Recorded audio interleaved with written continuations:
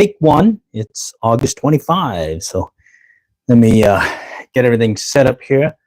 Doing this from a phone and trying out this little wireless mic, lav mic, and I'm liking it. Okay, what I want to show you, I'm going to try demoing this, are the 3 knots that yours truly used right here.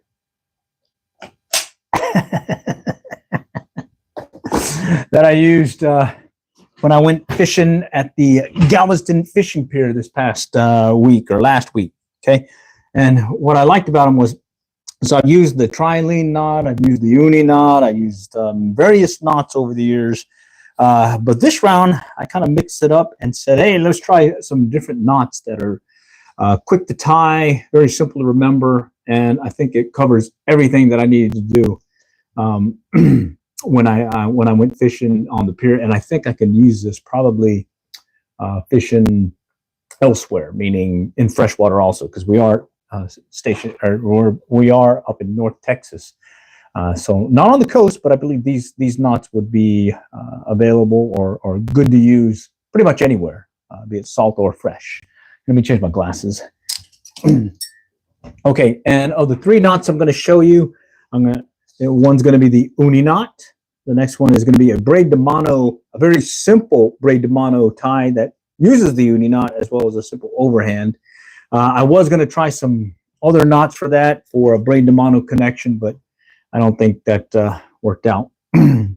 This was just that much simpler. And then finally, I want to give you a variant that I learned most recently, believe it or not, the week before I headed down to Galveston. It was the barrel, aka blood knot, that you use to join 2 lines, 2 mono lines, pretty much similar diameter. But over the years, I've been tying one side, then I tie the other, put the line through, and it's just, you got, my fingers become thumbs, and oh, by the way, it's just a pain. But I found a new technique, learn it from YouTube, so it's on there, and hopefully I can demo that as well. All right, so the first one I want to show you is the uni knot. Okay, and I'm just going to use a little line here. Well, let me talk to the line that I used this past weekend. Okay, or last week. I used Yuzuri Super Braid, 20-pound mono, 4-pound or 20-pound braid, 20-pound mono equivalent, and that's what I used on the Shimano Corrado BFSXG right here. And initially, I was using a little silver Hampton. I was using a little silver swivel, snap swivel, and because that silver piece was on there, some of the fish were liking that, and in fact, I believe I got cut off and whatnot. So I decided to just do a braid to line connection. Okay, so what I want to do first is to show you. It's one knot that I took that's since taken the place of the improved clinch knot, as well as the trilene knot that I've been using over the years, and I've since switched over mainly to the uni knot. Okay, all right, cool. Thanks, Keisha. You like my mini fly rods? Oh yeah, they're pretty cool. I keep one actually in my pickup truck, just at the standby in case I need to have an emergency mini fly rod fishing session. All right, so the uni knot is, what's nice about this is I also use it to tie the other knot to that braid de mano. Okay, so all it is I run the line through, in this case just simulate here with this thing, and I'll slide it over and basically make this loop, and I'll pinch it, and now it's going to run parallel with each other, and I'll make another loop like so, and now I'll just kind of run it through that loop like this. About 2 or 3 or 4 is all you need. I'll just do 2 right now. Pull it tight and then pull back on, and right there, that I've yet to have one break at the knot or slip. I was having some issues with the improved clinch knot as well as the trilene knot, especially with some of the lighter 8-pound test. And yeah, this is one knot that I definitely use for basically putting on the hardwood, snap spool, hooks, lures, etc. All right. I see some folks joining. Keisha, hi. Yes, I'm okay. All right. So that was the first knot, and that kind of transitions you over to the connection, the braid to mono connection. So this past trip to the coast, last year I got a chance to fish live mullet, on a treble hook, no other hardware, just straight line, the mono line that I was using, and a treble hook. And purposely this year I decided to get the Shimano Corrado BFS XG, and then the Graphite Elite Ugly Stick. It's got a fast tip, and it's unbreakable. Basically, I use it like crazy. Ended up catching a 16-inch speckled trout with this, a pompano, as well as some spadefish and some needlefish. This fish I never had caught before, the leather jacket that I found out has some little needle-like fins or pin spines that has some venom in it, and luckily I didn't get. I was holding it, and luckily I didn't get poked.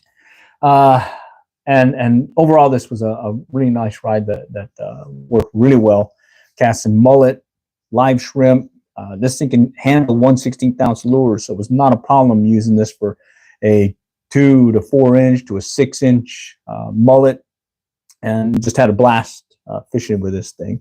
Like I'm saying, I was using that Yuzuri Super Braid. Okay, and what I was looking to do initially was I was just putting a snap spool on the end, and then I was tying some mono and going out there fishing. But I started getting some break-offs or cut-offs when the Spanish mackerel were hitting the swivel and cutting me off. So I had to make some adjustments there, adding some wire. That was the other thing that we learned this last week, is you need to have wire, especially with those Spanish mackerel. So the next knot then that I want to show just caps on the uni knot and just a simple overhand knot. Okay, so here is that Super Braid mono, or braid. Okay, really thin, very thin. Okay, and this is very simple. All right, there's some other ones. I think they call it the FG knot, the Albright knot. There's a bunch of other ones, but when you're in the heat of battle, you're out on the coast and the fish are biting, and you just need to get your stuff rigged up. You really don't want to count 10 this way, 7 that way, make sure they overlap. Instead, I'm in a hurry. I just want to get in the action, and like you'll get broken off, you'll get cut off. In this case, Spanish mackerel cutting you off. So just take your simple braid, okay, and just make a, oh, wait a minute. Let me, I'm going to use this 50-pound mono just so you can see it better, but normally it would be connecting to some 10-pound fluorocarbon or maybe some 15-pound mono, okay? But for now, for the demo, I'll just use this baby right here, okay? All right, right there, all right? So this is the leader that I want to attach to my rod, and this will be the line going to the rod. Right. All I got to remember is just do a simple overhand knot. Everyone, I believe, knows what an overhand knot is, just like this. Okay, and then kind of tighten it down a little, and take your braid and just run it through that knot. And for me, I just go ahead and tighten it down, tighten the overhand knot just like so. Okay, and now I take the braid. Let me switch this over. Okay. Slide down in. And at this point, I just tie another uni knot. Okay, so that's what I was saying is learn the uni knot is very simple. Let me show you again. You have your line, make a loop, get it parallel up against, tight against the other line, and then just run the braid through the loop, making sure you've gone over the in this case the leader line, and run it through there. 3-4 times is all you need. When I was in a really big hurry, I just went with 2 sometimes, okay? Anyways, at this point, tighten up on your braid, and now you're just gonna jam the 2 together, okay? So I'm gonna have an overhand knot in my mono. Okay, I'm gonna go ahead and tighten it again, just to get it good and tight. And then I'm gonna tighten on the braid. All right, and now I'm gonna jam them together. And look at that right there. That baby's tight. Okay, it'll slip a little bit, but once it takes, it's there. Right there. Okay, and then at this point, you just trim it, and you are ready to go. I caught a, I caught a pretty nice size pompano, about 15-inch, 14-inch, I think. And then I got that 16-inch speckled trout off this, and I got a number of sand trout, whiting, and the croaker. Yeah, whiting, croaker, sand trout. Oh yeah, it was basically a fun time, and that's what we were using to fish bait. Okay, or that was our bait. Okay, there it is. Okay, so now I'm ready to go. All right, and what's nice is, so I would use this 15-pound mono. All right, put about a foot or so on there, and then I cut it. Okay, and then I would attach the 10-pound, 15 to 10-pound fluorocarbon. Why the fluorocarbon? Well, fluorocarbon disappears, is virtually invisible to the fish underwater, and we were fishing unusually clear water for Galveston. The water was, like someone was saying, Florida green. I mean, the crystal clear, you could see to the bottom. It was an awesome time, and we were able to do some sight casting at times, as well as, I think when that one rainstorm blew through, there was, after the storm, we saw this porpoise come up, grab a sand trout, and he laid on its back and just flipped it up in the air, and we saw the whole thing happening as he dove under. Water was just incredibly beautiful. Never seen it that way. Okay. All right. So the third knot then is basically your barrel knot, aka blood knot. It's what you use to tie two similar line diameters together. And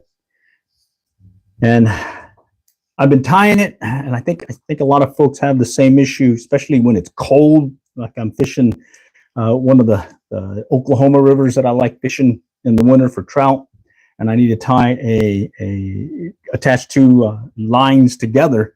My hands are feeling like thumbs because it's so cold.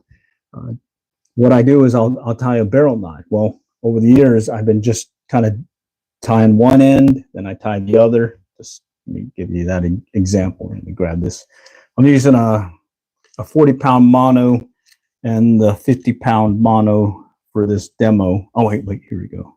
Let me grab it here. Okay, this line and this line. I'm attached two together. Okay, so traditionally, when you tie your barrel knot, is you take your line and you kind of squish it together, hold a little gap, and then you tie 1, 2, 3, 4, 5, and then you jam it up through the loop, and then you grab it with this hand, and then you do the same thing on this side. All right, make sure you got that loop in there. 1, 2, and you can see it. I'm having a hard time trying to get this line going back and forth. Okay, and now picture your hands feeling like thumbs, and the water's cold, and you're freezing, and now you're trying to attach two pieces of line together. But that's pretty much how you would tie your blood knot traditionally. All right, and okay, that's how you would do it, and it's painful. So what I did this time was I saw that someone gave a little workaround for it that I really like, and I used it multiple times attaching line. Okay, so what you do is you take your two lines that you're going to join, and you just do a simple overhand knot. Okay, right here, overhand knot, and it's really just going to be a temporary knot to keep the two lines together as you work the rest of the knot. Okay, and what I found was helpful was just kind of snipping off all that excess. Okay, so all I have is those two knots joined together with a simple overhand knot. Okay, and then the next thing is, so this is going to my fishing pole, and this is going to my lure, my bait, whatever. Okay, and all you do is you take lines and kind of see if I can do it here. All right. You have the knot and you make a loop like so. All right. Okay. All right. I'm trying to get it so you guys can see in the video better. Let me try this direction. All right. Yeah, here we go. Okay. So you're going to make a loop like this with that knot on the bottom. Okay. And then all you do now is just kind of grab the one line and just keep flipping it over 5 times, one over the other, so that you now have that same loop here with, I got 5 turns now this way, and I've got 5 turns this way. And now I just grab that temporary knot, overhand knot, run it through. Okay. And I found this is easy. Just grab it with your teeth. And hold tight. Oh, look at that. Look at that. That quickly. All right. And picture doing that with thumbs and cold and whatnot, or in the heat of, oh, I've got Spanish Mac running in the surf, and you just got a cut off and you just got to really tie one real quick. I tied this just as fast, if not faster, and had no break-offs. The only break-offs I had was when, well, I didn't bring any wire initially, and I forgot about Spanish Mac having really, really sharp teeth, and they cut me off. All right, so that was the only time I had any, well, even they're not even knot failures. They're more like user error line failure, and that's because they had sharp teeth. All right, but we remedied that, ended up getting some 9-inch wire, as well as I made an impromptu one using some of that mailin wire, that same one that I use for setting up our shark rigs. So, all right, that is really what I wanted to show you, a little impromptu fly tying, take one session. All right, and certainly just come back and check out the video, see if you missed anything. But bottom line, the 3 knots that I used this last round, the uni knot, a braid to mono, very simple braid to mono connection where it's an overhand knot on your mono section, and then a uni knot on your braid section, and you just kind of jam it through each, and it holds pretty tightly. I had no break-offs again. And then additionally, that workaround, the barrel, aka blood knot, but this time instead of doing the 2-line connection and all your thumbs and fingers trying to figure out how to get it in there, instead you just attach the 2 together. Here, I'll do another one while we got the chance here.